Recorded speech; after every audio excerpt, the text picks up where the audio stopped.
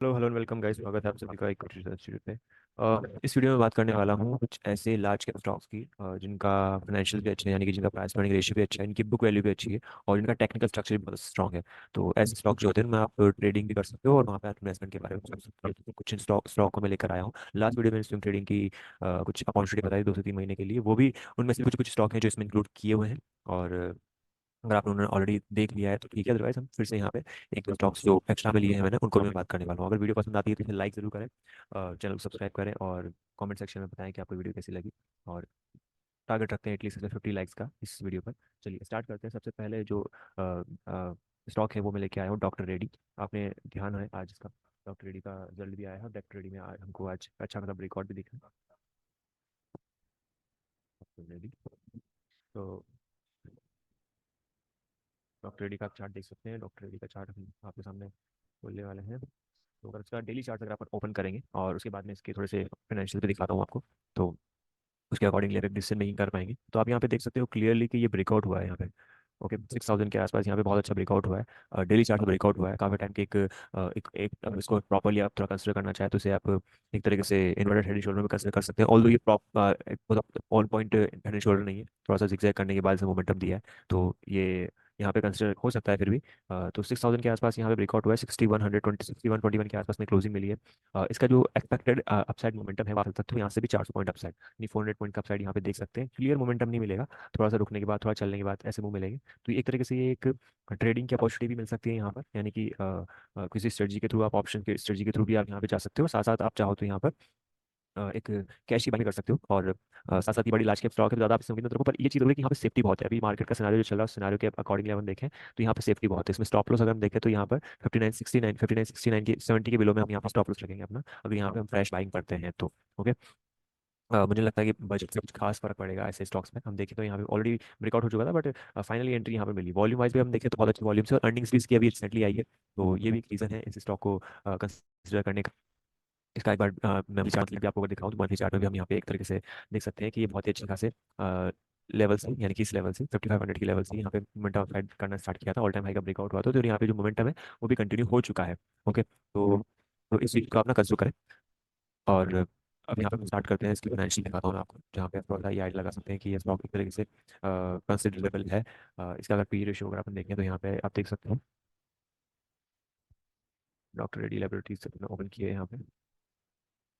तो आप देख सकते हो यहाँ पे स्टॉक का पी 19.5 चल रहा है, इंडस्ट्री का भी 35.5 चल रहा है। तो एक तरीके से इसे आप कंसिडर करना चाहिए। बहुत अच्छा खासा एवोल्यूशन पे बाकी कंपेरिजन अगर कम करें बाकी फार्मा कंपनीज का, तो बाकी फार्मा कंपनीज का जो प्राइस टर्निंग रेशियो चल रहा है वो थोड़ा ज़्यादा है, 35-26 है ना। सन फार्मा का हिजला हो गया, मैनकाइंड फार्मा वगैरह हो गया, साइटोसिल्फिन वगैरह का हो गया। तो इसमें से डॉक्टर डी तरीके से काफ़ी अच्छे खासे पोजिशन पे अपन रख सकते हैं। आगे प्रमोटर और इसका ईपीएस वगैरह भी देख सकते हो, साथ साथ बुक वैल्यू तो ठीक है। इसका आरओई और आरओसी अगर आप देखोगे तो ये भी एक तरीके से काफी 20% के ऊपर है, तो एक तरीके से इसे भी आप कंसिडर कर सकते हो। तो ये नॉर्मली क्लियर कट हमारे पास जो व्यू है वो एक तरह से टेक्निकल पर फंडामेंटल दोनों है, तो दोनों को मैंने कंसिडर करते हुए यहाँ पे स्टॉक सेलेक्ट किया है। ठीक है, अब नेक्स्ट जो स्टॉक है, नेक्स्ट स्टॉक पे अपन आते हैं, वो है एसबीआई। ठीक है, एसबीआई की हम बात करें तो एसबीआई में भी अभी यहाँ पे अगर आप देखो तो एसबीआई में काफ़ी अच्छे खासे ब्रेकआउट के पास में खड़ा हुआ है ये, है ना। यहाँ पे अगर आप देखिए तो क्लियरली एक अच्छे खासे ब्रेकआउट के साथ में मोमेंटम हो चुका है ऑलरेडी। ये ब्रेकआउट ऑलरेडी मैंने पहले से गिवन दे रखा है, पर फाइनली हमको आज मिल गया है यहाँ पे। तो 640 यहाँ पे 660 तक के ना तो हम इनिशियल टारगेट एक्सपेक्ट कर ही सकते हैं, बट जिस हिसाब से यहाँ पर अर्निंग्स आने वाली है इस स्टॉक की पर्टिकुलर, और अर्निंग्स से पहले ही इसमें बात करने वाला हूँ, तो मुझे एक्सपेक्टेड है यहाँ से अगर रिटर्न हम बात करें, यहाँ से अगर ट्रेड का एक तरह से देखें तो ये 680 तक के टारगेट अपसाइड में हमारे पास एसबीआई में मिल सकते हैं। चलिए अब इसमें एक बार देख लेते हैं, जब भी इसके रिजल्ट वगैरह आते हैं नॉर्मली अगर देखें तो पिछले पुरानी सारे क्वार्टर्स में इसके रिजल्ट अच्छे ही आए हैं, तो एक्सपेक्टेड यही है। और अर्निंग से पहले रैली स्टार्ट होती है, इस चीज़ के बारे में मैं कई बार आपको नई नई बहुत सारी वीडियोज़ में बोल चुका हूँ, अपने टेक्निकल एनालिसिस की वीडियो वगैरह भी हो सकता है आप देखते होंगे। ठीक है, अब मैं इसका एक बार आपको फाइनेंशियल चेक करवा देता हूँ। तो अगर आप इसके फाइनेंशियल्स पे देखेंगे यहाँ पे, ये वो स्टॉक है जो सेफ है यहाँ पे एक तरीके से। 405 के आसपास इसकी book value which is quite good. 8.38 यहाँ का स्टॉक का भी है, इंडस्ट्री का भी 9.46 चल रहा है। और दूसरी चीज़ जो मेन है यहाँ पे एक ब्रेकआउट हो रहा है एसबीआई में, तो वो एक तरीके से ज़्यादा बेनिफिशियल चीज़ है जिसको लेकर हम इसमें यहाँ पे ट्रेड बनाने का देख सकते हैं। ठीक है, तो इसके अलावा जो मैं नेक्स्ट वाला स्टॉक जो लेने वाला हूँ वो है हमारे पास बैंक ऑफ बड़ौदा, है ना। बैंक ऑफ बड़ौदा का चार्ट मैं आपके सामने खोलने वाला हूँ।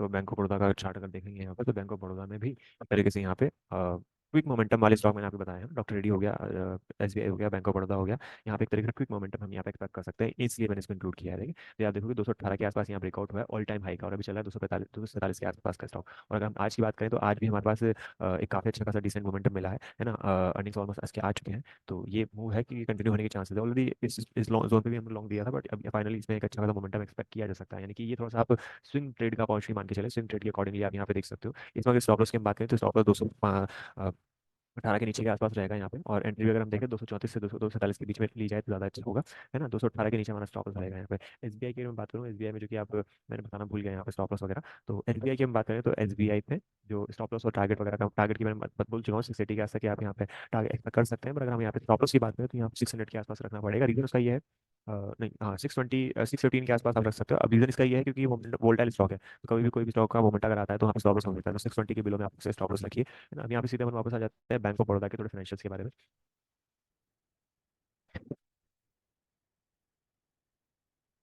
तो बैंक ऑफ बड़ौदा का यहाँ पे आप देखेंगे तो बुक वैल्यू यहाँ पे 203 है ना, और स्टॉक का भी 6.73 है। ईपीएस वगैरह ठीक है, आरओई वगैरह ठीक है, नेक्स्ट का भी 9.46 चल रहा है, ठीक है। और इसके अलावा भी अगर आप इसमें देखें तो हाँ, प्रोमोटर होल्डिंग वगैरह इन सब में कोई बड़ा चेंजेस नहीं है। बट जो मेन चीज़ है जहाँ पे अपन ने नजर रखी है वो है इसका टेक्निकल स्ट्रक्चर। तो बैंक ऑफ बड़ौदा का भी एक तरीके से आप यहाँ पे कंसिडर कर सकते हैं। नेक्स्ट स्टॉक जो मैं लेके आया हूँ वो है आपके पास सेल। सेल में अगर हम देखें यहाँ पर तो सेल का स्टॉक भी अपन यहाँ पर ओपन करने वाले हैं।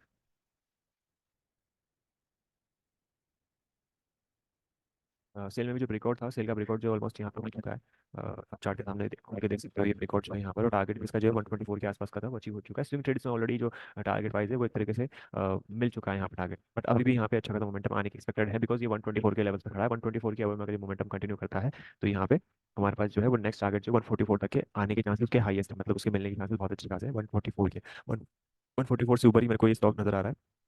तो यहाँ भी एक तरीके से एक पोजिशनल बाइंग या स्विंग ट्रेड बनाया जा सकता है। स्टॉप लॉस थोड़ा सा बड़ा रहेगा इसमें, 113 के बिलो में आप स्टॉप लॉस रखिए। थोड़े से बड़े स्टॉप लॉस होते हैं मेरे जरूर, बट अगर आप एक्यूरेसी चेक करोगे यहाँ पे जाके तो एक्यूरेसी आपको काफी अच्छी खासी मिल पाएगी। तो अगर मैं सेल की बात करूँ यहाँ पर तो सेल की अगर मैं बात करूँ यहाँ पे तो स्टील अथॉरिटी ऑफ इंडिया जो है यहाँ पे बुक वैल्यू 136 के आसपास चल रही है, पी चल रहा है 5.15.2, इंडस्ट्री का पी 16.8 के आसपास है, आरओई वगैरह सब ठीक है ना। एक तरीके से ये भी अच्छा खासे मोमेंटम को पकड़ने के लिए कोशिश कर रहा है। तो बाकी स्टॉक की जगह अगर हम इस स्टॉक को भी अगर कंसिडर करना चाहते हैं यहाँ पे कर सकते हैं। डीआई और एफआईआई ने दोनों ने यहाँ पे होल्डिंग बढ़ाई है दिसंबर के आसपास ही, तो ये मोमेंटम थोड़ा सा कंटिन्यू करने के चांसेस के रखते हैं। ठीक है, 4 स्टॉक मैं बता चुका हूँ यहाँ पे आपके पास, और जो लास्ट स्टॉक मैं बताने वाला हूँ वो है आईओसी। आईओसी, आईओसी के बारे में बात करेंगे। यहाँ पे आईओसी ओपन हो चुका है आपके सामने। आईओसी में देखें और मैं वीकली और मंथली स्ट्रक्चर दिखाऊं यहाँ पे तो एक तरीके से थोड़ा ध्यान रखिएगा इस चीज़ का। ये ऑल टाइम हाई का ब्रेकआउट होने के आसपास खड़ा हुआ है, 150 के आसपास है ना। ऑलरेडी ये स्टॉक अगर हम देखें तो स्टॉक काफ़ी पहले भी मैं काफ़ी बार सजेस्ट कर चुका हूँ। अगर आप चाहते हो उस ग्रुप से जुड़ने के लिए तो कमेंट सेक्शन में बता दीजिए, और अपना जिस नंबर है उस नंबर पे आप मैसेज कर सकते हो, डिस्क्रिप्शन जो दिया हुआ है। लर्निंग अगर आप जानना चाहते हो स्टॉक मार्केट के बारे में डिटेल में चीज़ें बहुत सारी, तो उसके बारे में मैसेज कर सकते हो। तो ये आप देख सकते हो 94 के आसपास ब्रेकआउट हुआ, तो क्लियर मोमेंटम मिल चुका है ना। 150 के आसपास यहाँ पे खड़ा है ये स्टॉक, और इसके ब्रेकआउट होने के चांसेस हाईएस्ट है अभी यहाँ पे। तो ये भी एक तरीके से बहुत अच्छा स्टॉक हो सकता है अगर यहाँ पे ब्रेकआउट देता है तो इसको भी आप कंसिडर कर सकते हो। आफ्टर ब्रेकआउट 150 के ऊपर ब्रेकआउट देता है तो कंटिन्यू आपको 200 तक का टारगेट आपको यहाँ पे मिल सकते हैं। ओके, फाइनेंशियल्स के चेक करवाता हूँ तो आप देख सकते हो यहाँ पे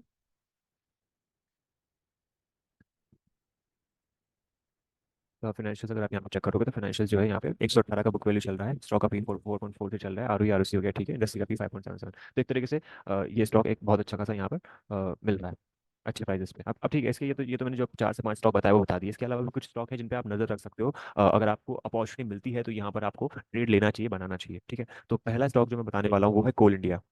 अब आपको भी कोल इंडिया तो बहुत चल चुका है। अगर कोल इंडिया का भी अगर आप यहाँ पे प्राइस टू अर्निंग रेशियो के अकॉर्डिंग लेकर आप देखोगे तो यहाँ पे एक बहुत अच्छे प्राइस है। बट सिर्फ प्राइस टू अर्निंग रेशियो ही काफी नहीं होता किसी भी स्टॉक को आइडेंटिफाई करने के लिए, फाइंड आउट करने के लिए। वहाँ पे अगर हमको कोई ना कोई टेक्निकल स्ट्रक्चर भी दिख जाए और स्टॉप लॉस हमको अच्छी पोजीशन मिल जाती है तो उनको ज़्यादा प्रेफर करते हैं, अदरवाइज हम थोड़ा प्रेफर करने में पीछे हटते हैं। और जरूरी भी है, मार्केट बहुत हाई पे है तो इस लेवल पे अगर कुछ भी हम लेते हैं यहाँ पर तो थोड़ा सा कॉशियस रहना बहुत जरूरी है, इस चीज़ का ध्यान रखें। तो अगर हमको कोल इंडिया में रिकॉर्ड मिलता है 400 418 के ऊपर, 445 से लेकर 500 तक के अपसाइड टारगेट मिल सकते हैं विद स्टॉप लॉस ऑफ 400 के बिलो, है ना। ये वीकली मंथली वीकली चार्ट को देख के बता रहा हूँ मैं, ठीक है। तो ज़्यादा एक डिक्लाइन एक्सपेक्ट ना करें, एकदम से ज़्यादा नीचे गिरता है तो उसको ज़्यादा होल्ड ना करें, टाइमली एग्जिट करना है ना। 400 की बिलो में स्टॉप लॉस रखना चाहिए या फिर 380 की बिलो में स्टॉप लॉस रखना चाहिए, है ना। 440 से लेकर 500 तक के हम साइड में टारगेट एक्सपेक्ट कर सकते हैं, ठीक है। दूसरा स्टॉक है अडानी पावर। ठीक है, अडानी के स्टॉक में सिर्फ एक ही स्टॉक है जो मैं अभी यहाँ पे आपको बता पाऊंगा, बाकी भी स्टॉक के रिजल्ट वगैरह ठीक ठीक आए, ग्रीन में भी ठीक आया, बट पावर में हम यहाँ पे देख सकते हो, पावर में इस तरीके से तो क्या है कि यहाँ पे आप देख सकते हो, एक तो रेंज बनी हुई है, ठीक है, रेंज बनी हुई है डेली चार्ट में, वीकली चार्ट में दिखाऊं तो ये रेंज का ब्रेकआउट होने के लिए ऑलमोस्ट तैयार है ना। तो ये जैसे ब्रेकआउट देगा यहाँ पे मोमेंटम कंटिन्यू होगा, और दूसरी चीज़ अगर यहाँ पे प्राइस टू अर्निंग रेशियो भी देखे तो वो भी काफी अच्छा खासा दिया हुआ है। तो ये भी एक स्टॉक है जो कि, मेरे सारे स्टॉक जो बड़े स्टॉक हैं तो इसलिए इनमें नजर रखनी ज़्यादा जरूरी है ना। तो इसको भी एक तरीके से आप यहाँ पे कंसिडर कर सकते हो, ठीक है। अब एक और है स्टॉक जो मैं जिसमें बात करने वाला हूँ, कैनरा बैंक।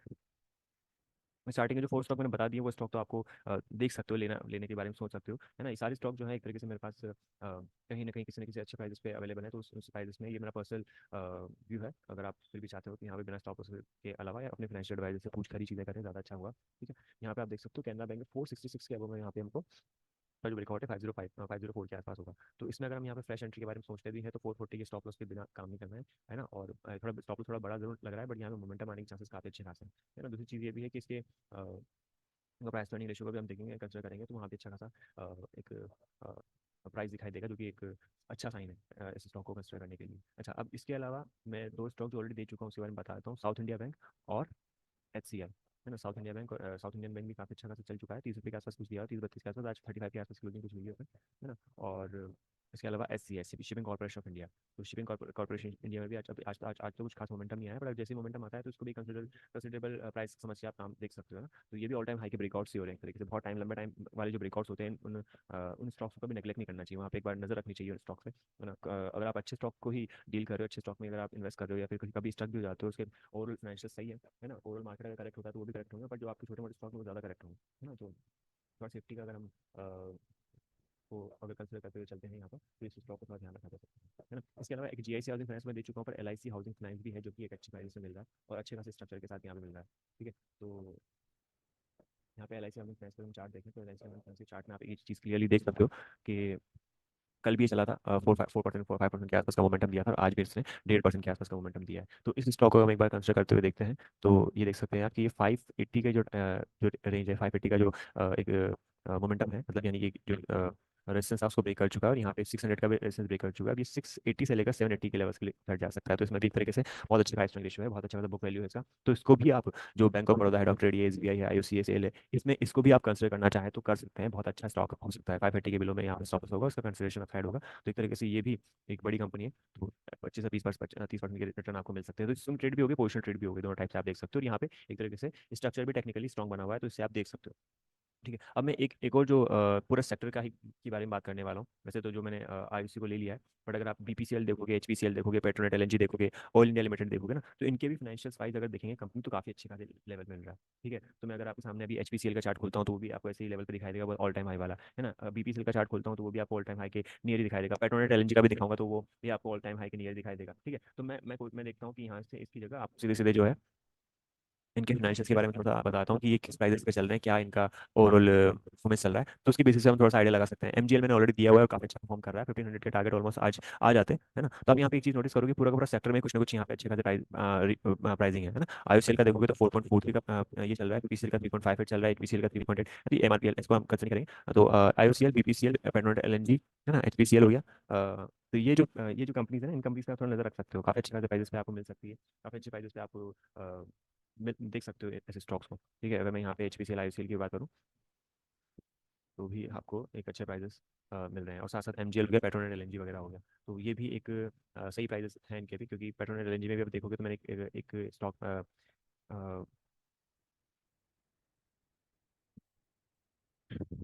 एक स्ट्रक्चर आपको बता रखा है यहाँ पे कि काफ़ी बड़ा ब्रेकआउट है जो कि हो सकता है, तो उस ब्रेकआउट के अकॉर्डिंगली भी हम चाहें तो ये डिसीजन मेकिंग कर सकते हैं। और स्टॉक ज़्यादा नहीं बताऊंगा, स्टॉक जो है वो ऑलरेडी मैंने जो टॉप 5 स्टॉक बताया उसी में अभी नजर रखे ज़्यादा है, स्टॉक में नजर रखने के अकॉर्डिंगली देख सकते हो, बट ऐसा नहीं कि आपको उसको जाके लेना है। Bank of Baroda, doctor Reddy, SBI, IOC, SAIL और LIC हाउसिंग फाइनेंस, ठीक है। तो अगर ये वीडियो पसंद आई आपको तो इस वीडियो को लाइक ज़रूर करें, ठीक है। फिर से नई वीडियो के लिए सब्सक्राइब करें चैनल को, फिर से मिलेंगे, बाय।